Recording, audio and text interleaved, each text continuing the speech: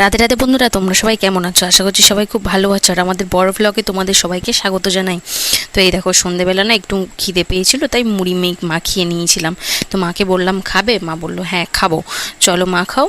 তো একটুখানি মাখিয়েছিলাম, চানাচুর, ঝুরি ভাজা, পেঁয়াজ, কাঁচা লঙ্কা, টমেটো দিয়ে মাখিয়ে আর খাচ্ছিলাম। আর রান্না করবো আজকে কি জানো, ডিমের তরকারি। মানে ডিমটা কিন্তু ওই গোটা গোটা থাকবে না। আজকে আলুটা প্রেশার কুকারে সিদ্ধ করে নিয়েছি। অনেক দিন থেকেই দেখছি আলুটা একদম সিদ্ধ হতে চাইছে না, তাই প্রেশার কুকারে আজকে সিদ্ধ করে নিলাম। আর পেঁয়াজ, টমেটো, কাঁচা লঙ্কা কেটে নিয়েছিলাম। আর একটু সামান্য কয়েকটা রসুনের কোয়া ছাড়িয়ে নিয়েছিলাম, সেটাকে গ্রেটারে গ্রেট করে নিচ্ছিলাম। আর মশলার কোটো নিয়ে চলে এলাম। এই দেখো, কড়াতে না তেল দিয়ে দিচ্ছি। আর ডিমটা প্রথমে কুচো কুচো করে ভেজে নেব। এইভাবে একবার কিন্তু তোমরা ডিমের তরকারি করে খেয়ে দেখতে পারো। যদি খারাপ হয় তারপর আমাকে বলো যে খারাপ হয়েছে দিদি।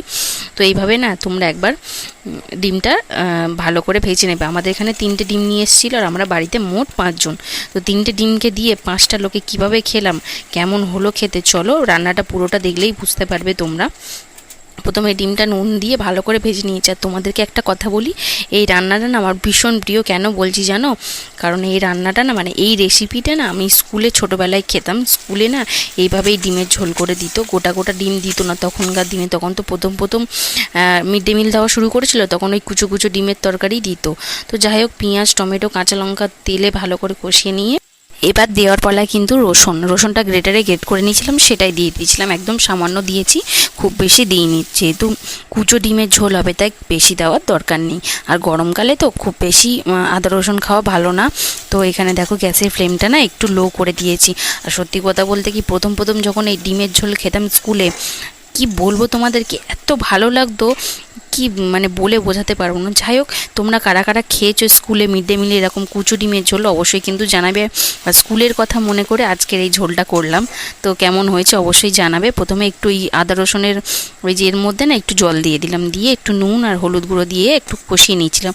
তারপর দিয়ে দিলাম একটু লঙ্কার গুঁড়ো। এই দেখো, লঙ্কার গুঁড়ো দিয়ে বেশ কিছুক্ষণ নাড়াচাড়া করার পর দিয়ে দেবো কিন্তু আলুটা কিন্তু সিদ্ধ করে নিয়েছি। আর এই যে তেল ছেড়ে দিয়েছি তখনই কিন্তু আলুটা দিয়েছি।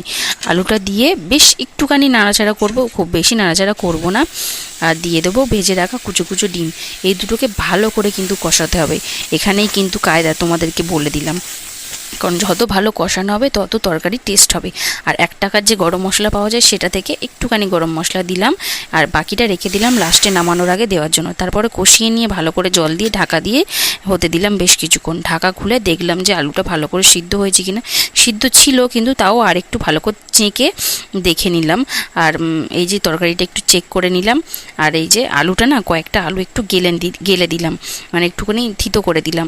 আর এই যে তরকারি কিন্তু আমার প্রায় হয়েই গেছে। এবার কিন্তু তরকারি আমি নামিয়ে নেব। আর নামানোর আগে কিন্তু আমি গরম মশলাটা দিয়ে দিয়েছি, সেটা তোমাদেরকে দেখানো হয়নি, ক্যামেরাটা তখন অফ ছিল। এই যে আমার তরকারি কিন্তু নামানো হয়ে গেছে। আর জানো, তরকারি করার সময় ভাবছিলাম যে কখন কারেন্টটা না চলে যায়, কারণ বাইরে না বৃষ্টি পড়ছিল ঝিরঝির করে। আর এই যে দেখো, তরকারিটা হয়ে গেছে। আর খুব জোরে তরকারিটা হয়ে যাওয়ার পর খুব জোরে ঝড় বৃষ্টি এসেছিলো।